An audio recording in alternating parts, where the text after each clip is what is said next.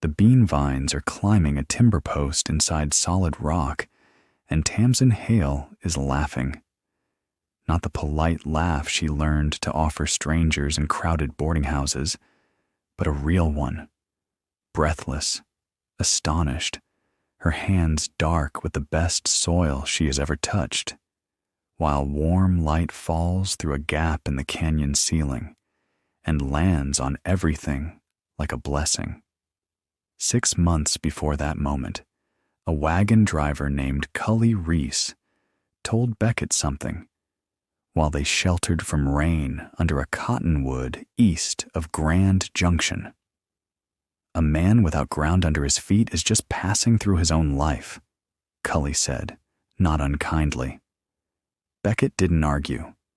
He was 29 years old, had no deed, no permanent address, and a wife who deserved better than another rented room with a warped floor and someone else's name on the door. Beckett Hale was not a man who complained. That was the first thing Tamsin had noticed about him, and 3 years into their marriage, it remained both a comfort and, on harder days, something close to an ache.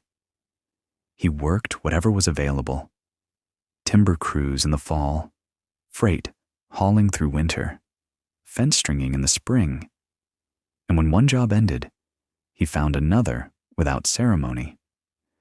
He was broad-shouldered and deliberate, a man who measured twice and acted once, and he had a talent for making even a rented room feel settled. A hook on the wall for Tamsin's shawl, a split log smoothed to serve as a doorstep, kindling stacked so neatly it looked intentional. Tamsin matched him in quietness, if not in stillness. She was sharp-eyed and quick-handed, the daughter of a Kansas farm wife who had grown onions, and hope in equal measure before a drought swallowed the farm and scattered the family. Tamsin had inherited her mother's instinct for soil. She could tell good ground from poor by rubbing it between her fingers, but she had never had any ground of her own to test. Every place they had lived since the wedding was borrowed. She kept a small cloth pouch of saved seeds, tying the top with a loop of red thread, moving it from wagon to boarding house to bunkhouse shelf, the way another woman might move a keepsake photograph. By late September of 1888, they were camped at the edge of Canyon Country in western Colorado, a landscape of red sandstone and cedar that neither of them had seen before. The work that had brought Beckett there, helping survey a road route for a freighting company, had ended 2 weeks ahead of schedule when the company's financing fell through. They had enough money to last perhaps 6 weeks if they were careful. The nearest town of any size was 30 miles east. What they had, beyond each other, was a solid wagon, 2 reliable horses named Drift and Pepper, a good tent, and Beckett's habit of looking at difficult situations the way he looked at tangled rope. Find one loose end and pull. The rainstorm came in from the northwest on a Tuesday afternoon, heavy and fast, the kind that turns dry creek beds into rushing brown water in under an hour. Beckett and Tamsin pulled the wagon under a sandstone overhang and waited it out, and when it passed, Beckett followed a runoff channel down into a narrow side canyon, looking for a seep or a spring. Water sources were worth knowing in canyon country. The cleft he followed grew tighter, then opened unexpectedly into a wider passage. He almost turned back. Then he noticed the air was different. Warmer, still, carrying something green underneath the mineral smell of wet stone. He pressed forward another 40 yards and stopped. The passage opened into a chamber large enough to park the wagon twice over, and above it, the rock ceiling held a long, irregular gap. He stood there long enough to take a full accounting. The chamber was roughly oval, perhaps 60 feet at its widest, and 40 feet deep, with walls that curved inward toward the ceiling gap like cupped hands. Through that gap, 12 feet long and perhaps 2 feet wide at its broadest, the late afternoon light came in at a low angle, falling in a broad, warm band across the floor. The floor itself was not bare rock. It was earth, dark, dense, and damp from the rain, layered deep against the base of the walls. Wild watercress and some kind of low fern were growing along the near wall, following the line of a thin rivulet that emerged from a crack in the stone and crossed the chamber floor in a shallow groove before disappearing into the opposite wall. A spring, a ceiling gap for light, earth already holding plants. He walked back to Tamsin at a pace that was not quite a run. She listened to his description without interrupting, which was what she always did when she was thinking hardest. When he finished, she asked 3 questions.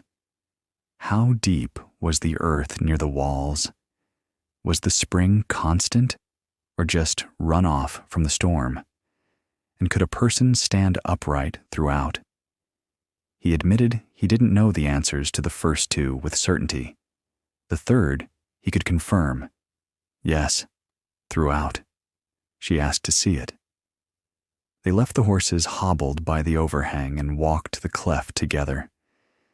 Tamsin was quiet going in, but when the passage opened into the chamber, she stopped walking, and Beckett watched her look at it, the way she sometimes looked at the seed pouch, with a stillness that meant something was happening inside her that hadn't found words yet. She knelt and pushed 2 fingers into the earth near the far wall, drew them out, rubbed the soil between her thumb and index finger, then held her hand up to the angled light coming through the ceiling gap. "This is good ground," she said. It came out almost a whisper. "Good enough?" Beckett asked. She looked up at the gap in the rock, at the square of pale Colorado sky visible above them, and then around at the curved red walls. "Beckett," she said carefully, "what if we stayed?" He had expected to talk her out of it. Instead, standing inside that chamber, with the smell of wet earth and the sound of the small spring, he found he didn't want to. They were out of borrowed places. They had a wagon full of tools, and he had watched Tamsin carry those seeds through 6 states and 4 years without once having a plot of ground to put them in. "We'd need to know the spring holds," he said. "Then we wait and watch it for 3 days," she said. It held. On the 4th morning, Beckett backed the wagon up the cleft as far as it would go and began unloading. The nearest homestead belonged to a woman named Ardith Crane, a widow of 53, who ran a small cattle operation 4 miles south and had lived in canyon country long enough that very little surprised her. She came across Beckett on his 2nd day, hauling timber, watched him work for a moment, then asked where he was headed with the load. He hesitated, then told her the truth. Ardith looked at him steadily. "Spring-fed, you said?" "Yes, ma'am." "And she's already planting?" "Trying to figure the layout." Ardith was quiet for a moment. "I'll come see it," she said. The first order of work was the dwelling, and Beckett approached it with the same methodical care he brought to every structure, beginning by spending half a day doing nothing but watching. He noted where the light fell at different hours through the ceiling gap, observed that the warmest air pooled against the south-facing wall, and determined that the spring, after 3 more days of observation, was indeed constant, a reliable trickle that maintained itself independent of rainfall. The water was cold and clean, tasting of nothing but stone. He framed the dwelling against the south wall, where the natural warmth of the rock would serve as insulation. He had timber from 2 downed ponderosas he'd found a half-mile up the canyon, and sandstone for the walls was available in flat stacking slabs from the talus below the cliff face outside. The construction was simple: 2 courses of stone for the lower walls, timber framing above, a packed earth floor leveled with care, and a door hung on leather hinges facing the chamber's interior. The ceiling of the dwelling was the cave ceiling itself, which was high enough to cause no difficulty. Tamsin worked alongside him in the mornings and turned to the garden plot in the afternoons, once the light through the ceiling gap was at its most useful angle. She had mapped the chamber floor on the back of a freight receipt within 2 days of their decision to stay, marking the spring line, the shadow patterns, and the depth of soil at 6 different points. The deepest earth, nearly 14 inches at the wall base, she designated for the beans and squash. The lighter soil nearer the center would work for the onions and the herbs, sage, thyme, and the small bunch of dill seed she had been carrying since Kansas. She turned the soil by hand with a short spade, removing the larger stones and mixing in the darker material from the chamber's lowest corner, where centuries of leaf fall carried in by wind through the ceiling gap had composted into something nearly black. She had no formal training in any of this. What she had was her mother's voice in her memory, patient and practical, narrating the reasoning behind each choice: drainage first, then depth, then sun. "Talk to me while you work," Beckett said one afternoon, fitting a stone into the wall. So she did. She explained why she was planting the beans along the south-facing wall base, where the reflected warmth of the rock would extend the growing season. She explained why the squash needed the most floor space and the most patience. She told him about her mother's trick for onion sets, pressing them in with the blunt end of a spoon handle, exactly 2 inches apart, and why dill, if it liked a place, tended to come back every year without being asked. Beckett listened to all of it. He asked few questions, but the ones he asked were good ones, and she found that explaining her reasoning made her more certain of it. By the end of the 2nd week, the dwelling had 4 walls, a door, and a sleeping platform built from the wagon's tailgate planks, which Beckett had removed with characteristic calm, noting that the wagon wasn't going anywhere useful until spring anyway. Tamsin had the garden plot fully prepared and her first plantings in the ground. 2 rows of beans along the south wall base, a broad square of squash in the warmest corner, 3 rows of onion sets, and a small raised mound for the herbs at the edge of the light band. She stood back and looked at it on the evening of the 14th day. The chamber was quiet except for the small sound of the spring.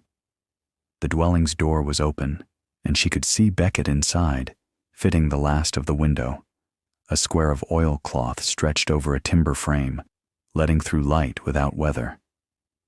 She had put seeds in the ground before, but they had always been someone else's ground, and she had always known she would leave before they came up. This time, she would be here. Ardith Crane came on a Saturday, 16 days after Beckett had first told her about the cave.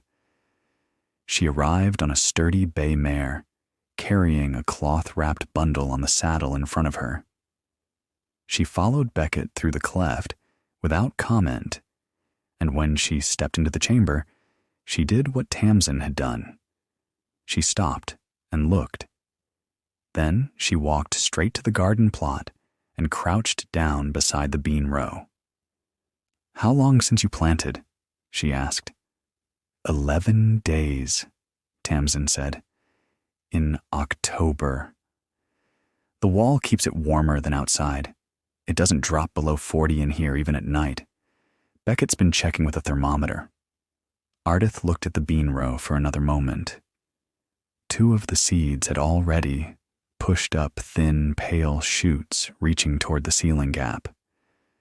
She stood, turned, and looked at the ceiling gap itself, then at the dwelling against the south wall, then at the spring line running its quiet course across the chamber floor. I've lived in this canyon country for 22 years, she said, and I did not know this was here. Neither did we, Beckett said, until the rain sent us looking. Ardith unwrapped the bundle she'd brought. A cured ham, a jar of rendered lard, a paper envelope of winter squash seed, and a folded piece of cloth that turned out to be a curtain panel, blue and white, that she pressed into Tamsin's hands without explanation. For the window, she said. Tamsin thanked her and felt something loosen in her chest that had been tight since they'd crossed into Colorado. Ardith stayed for 2 hours. She and Tamsin talked through the garden layout with the thoroughness of 2 people who shared a vocabulary, not just of plants, but of the particular arithmetic of frontier keeping. How much to grow against how much could be stored, which crops could be dried on the vine, which needed cool, dark storage through winter, which would reseed themselves if left to bolt in spring. Ardith knew canyon country winters with a specificity that Tamsin's Kansas knowledge couldn't supply, and she offered it without condescension, the way experienced people share hard-won knowledge when they recognize it will be used properly. Meanwhile, Beckett showed Ardith the spring and the system he had improvised for directing the water. A shallow channel lined with flat stones that guided the flow to a collecting hollow he dug near the garden's edge, so Tamsin could dip water without walking across the planted rows. Ardith looked at it and nodded. That'll freeze in a bad winter, she said. Pack the channel with straw once it drops below 20 outside. Good to know, Beckett said, and meant it. Before she left, Ardith stood at the entrance of the cleft and looked back at the chamber opening. My husband spent 15 years looking for a place in this country that held water year-round, she said. He never found one. She paused. You 2 are going to be fine here. She said it plainly, as a statement of observed fact, not encouragement.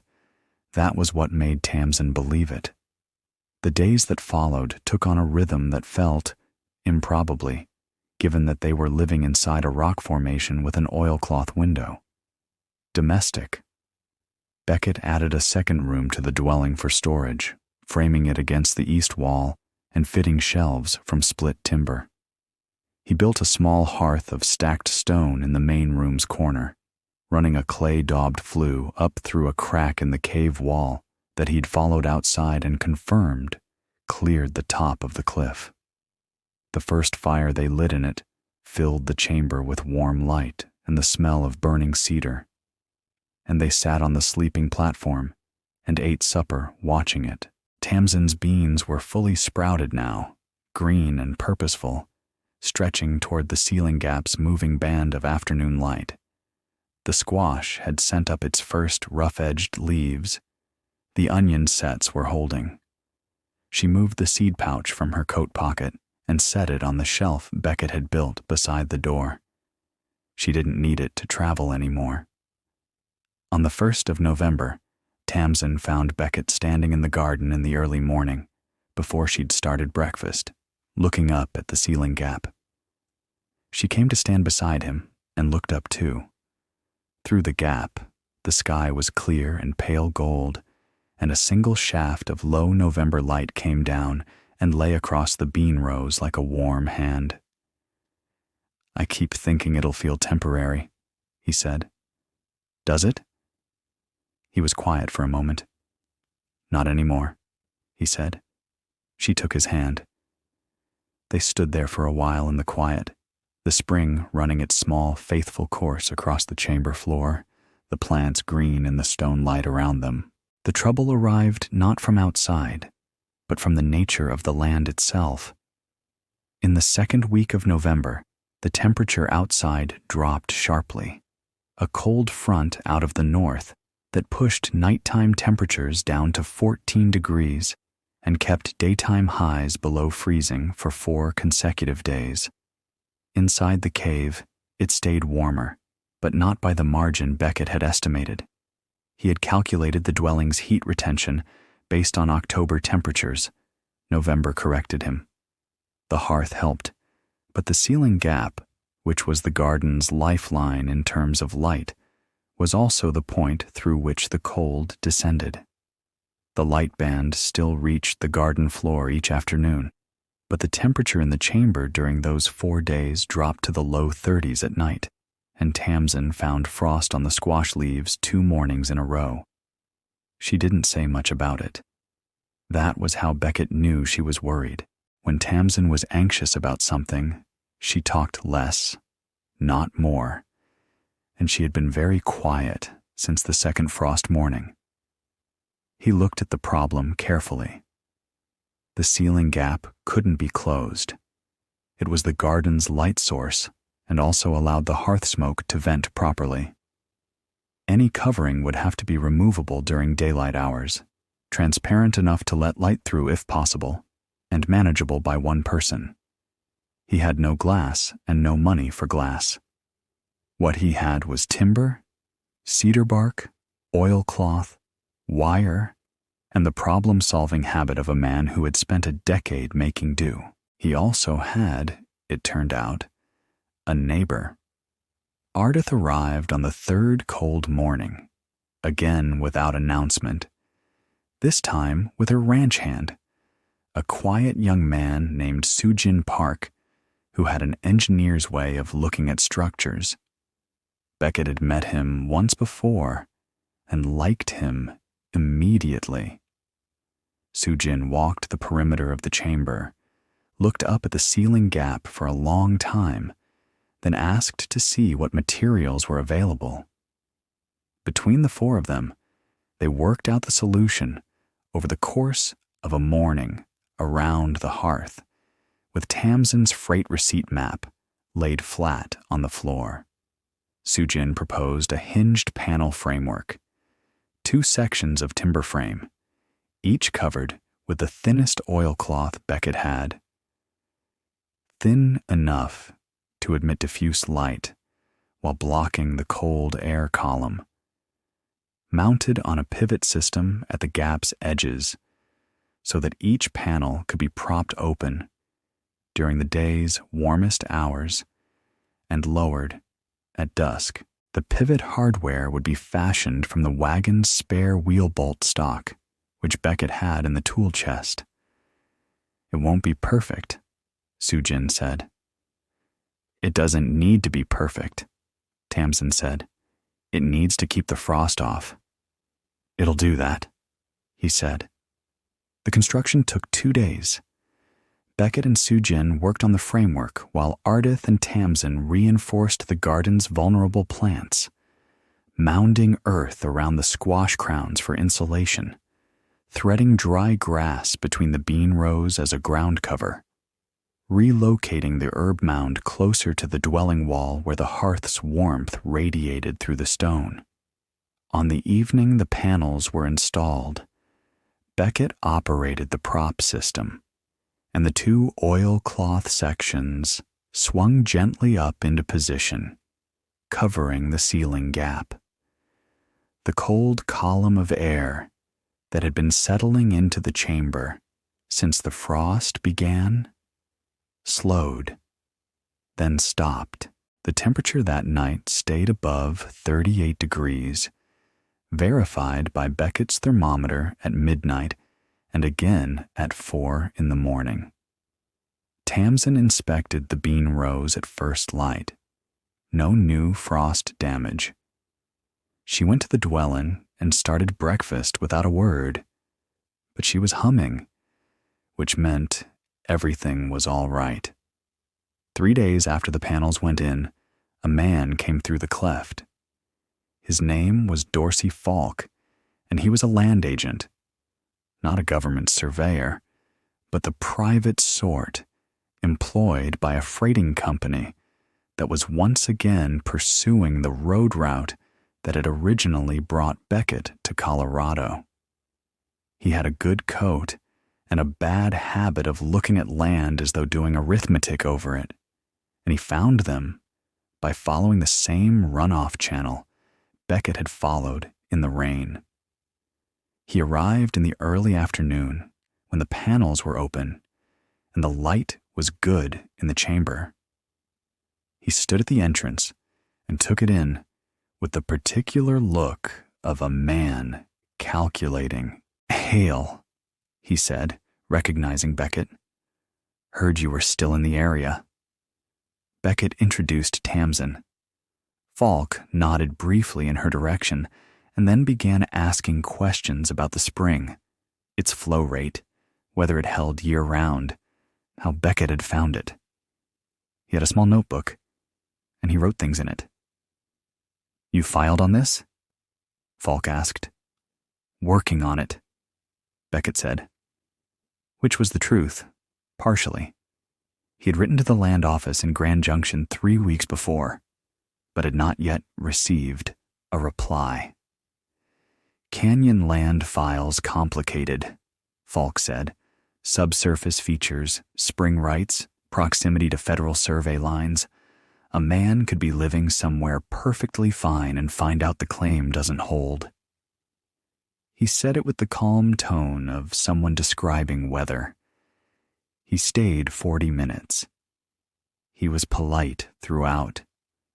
He admired the dwelling construction and asked Soo Jin's name when Tamsin mentioned the panel system, writing it in his notebook.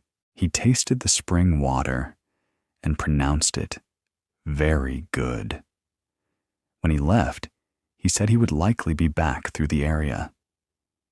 Beckett walked with him to the canyon entrance and returned to find Tamsin standing in the garden with her arms folded, looking at the ceiling gap. "He's working out whether the company can claim the spring rights," she said. "I know. And whether our dwelling counts as established use. I know that too." She turned and looked at him. "How long before we hear back from the land office?" "I don't know.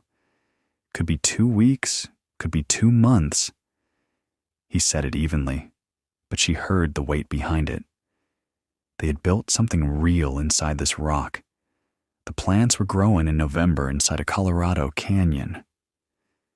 The dwelling was warm and tight, and had a curtain in the window that was blue and white, and was the most beautiful thing Tamsin had ever owned, and all of it could be rendered moot by a letter they hadn't sent quite soon enough, or a claim they hadn't filed quite correctly, or a company with more resources and a sharper lawyer.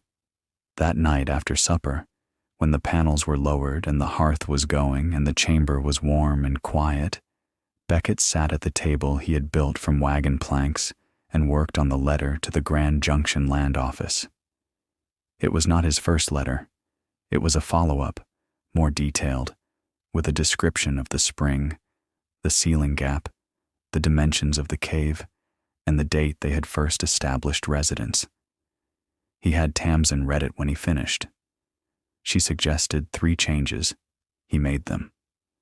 He also wrote a separate short letter to Ardith, asking if she knew any person in Grand Junction who dealt with canyon land claims.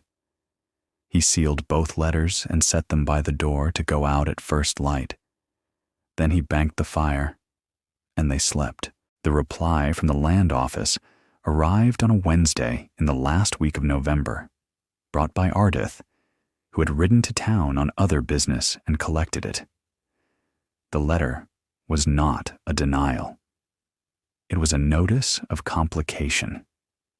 The cave and the quarter section above it fell within a boundary dispute between two prior survey lines, and the spring's rights were categorized as unsettled pending resolution by the district court. The practical meaning was plain. Until the dispute resolved, they could not hold legal title to anything inside that rock.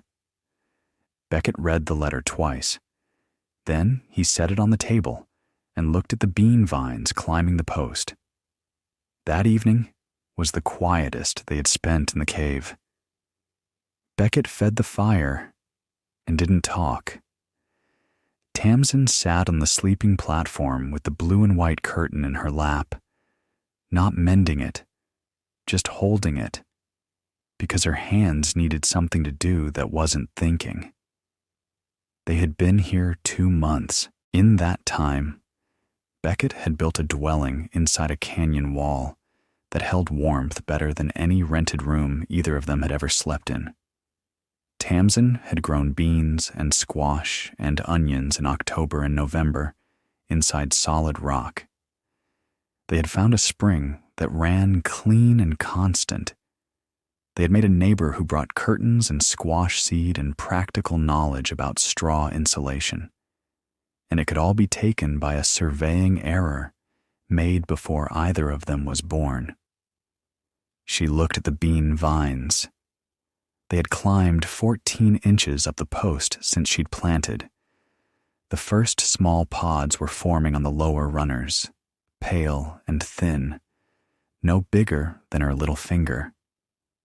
She hadn't told Beckett yet, because she'd wanted to be certain. "Beckett," she said. He looked over.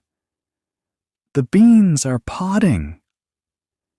He got up and came to stand beside her, and they looked at the small, pale pods in the firelight together. "All right," he said quietly.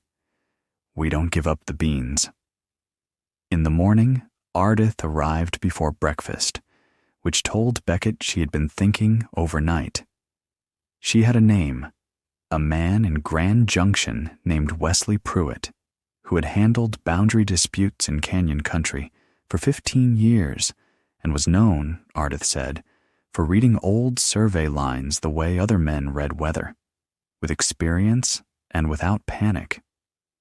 "He owes me a favor," Ardith said. "I'll write the introduction. You write the case." Tamsin put coffee on. Beckett sat down with paper and began. Wesley Pruitt's first letter arrived 8 days later, and it was encouraging in the specific way that genuinely useful people are encouraging. Not with reassurance, but with clarity. He had pulled both survey lines from the district court's records. The dispute, he explained, was between a federal survey from 1871 and a private survey conducted for a mining company in 1879. The mining company had dissolved in 1883, which meant its survey claim had lapsed under territorial statute. The federal line, properly read, placed the cave and the spring within a quarter section that was still available for homestead filing under the 1862 Act. The complication was timing. Dorsey Falk's Freighting Company had also made inquiries to the land office. Pruitt had confirmed this and was preparing its own argument for spring rights, access based on road route necessity. Under territorial practice, established residential use was a meaningful counterargument, but it had to be documented carefully and filed before the company's petition was entered as a formal claim. That window was approximately 3 weeks. Beckett read the letter aloud at the table while Tamsin wrote down the dates. Then he read it again, alone. 3 weeks was workable, 3 weeks was, in fact, exactly the kind of problem he was built for. He wrote back to Pruitt the same afternoon with a full account of everything: the date of first entry, the date they had unloaded the wagon, the date of the first planting, the hearth construction, the panel system, and the spring measurement he had been recording in a small notebook every 3 days since the beginning. He had not known, when he started keeping those measurements, that they would matter legally. He had kept them because he was the kind of man who kept measurements. Tamsin wrote a separate account in her own hand, dated and specific: what she had planted, when, in what quantities, the current state of the garden as of that week. She included a rough sketch of the chamber floor plan, noting the spring line, the garden layout, and the dwelling footprint. She wrote it the way her mother had taught her to write, plainly and completely, as if explaining to someone who had never seen the place but needed to understand it fully. Ardith came the day after and read both documents. She suggested 2 additions to Beckett's account and 1 to Tamsin's, then signed her own statement as a witness to the date she had first visited and what she had observed. Sujin Park added his name below hers. The packet went to Pruitt by the next mail rider. Then they waited. The waiting was not passive. Beckett spent it finishing the second storage room and building a proper door for the dwelling from the last of the good timber. Tamsin turned her attention to the winter squash, which was putting on size steadily in the chamber's warmth, and to the onion rows, which were holding well. She also began preparing a second garden plot along the north wall, where the soil was slightly sandier but deep, and where she thought garlic might establish well if she could source the sets. Ardith, when asked, arrived 3 days later with a string of garlic she had been saving from her own garden. They worked side by side in the afternoon light through the oilcloth panels, pressing the cloves in at 2-inch intervals, and Ardith told her about a spring garlic soup her mother had made in Tennessee, and Tamsin told her about the flat Kansas horizon at planting time, and the chamber was warm and smelled of earth and cedar smoke, and neither of them felt the need to talk about the land office. Pruitt's second letter arrived on a Tuesday, 12 days before Christmas. He had filed the Homestead claim. The freighting company's petition had not yet been formally entered, which meant the Hale filing held precedence. The boundary dispute, read through the lapsed mining survey, had been resolved in favor of the federal line. The spring rights attached to the homestead as an appurtenant feature. Barring a successful challenge, which Pruitt considered unlikely given the mining company's dissolution status, the land was theirs. Beckett read the letter standing by the chamber entrance in the morning light. He read it twice, then once more. He walked back to the dwelling. Tamsin was at the garden, checking the garlic sets. He held the letter out. She read it, set it on the garden's edge, and pressed her hands flat against the soil. He waited. After a moment, she looked up. Her eyes were bright. "Ours," she said. "Ours," he said. They did not make a ceremony of it. That was not their way. Beckett went back to hanging the door, and Tamsin went back to the garlic. And the spring ran its faithful course across the chamber floor, and the light came through the ceiling gap at its low December angle and lay itself warmly across everything that was growing. Ardith came that Saturday with a jar of preserved peaches and the information that Wesley Pruitt would not accept payment from anyone Ardith vouched for, which produced a brief and unsuccessful argument and ended with Tamsin promising instead to send the first jar of squash preserved from the spring harvest. They had Christmas Eve supper at the timber table. The cured ham from Ardith's first visit, onions from Tamsin's own rows, pulled and roasted in the coals, cornbread, and the peaches. The hearth fire lit the chamber in amber and orange, and the bean vines cast long, quiet shadows on the curved red walls. Beckett said grace. He was not an elaborate man, and the grace was short. He thanked God for the rain. In the middle of January, on a clear, cold afternoon, Tamsin picked the first harvest. 6 bean pods, fat and ready, pulled from the vine with the small, clean snap that meant they were right on time. She set them in her palm and stood in the band of winter light that came through the oilcloth panels and fell warm and gold across the garden floor. Beckett came to stand beside her. She held out the pods, and he looked at them the way he looked at the finished door, the fitted stone wall, the precise spring channel, as something built correctly, that would last. She put one in his hand. "Taste it," she said.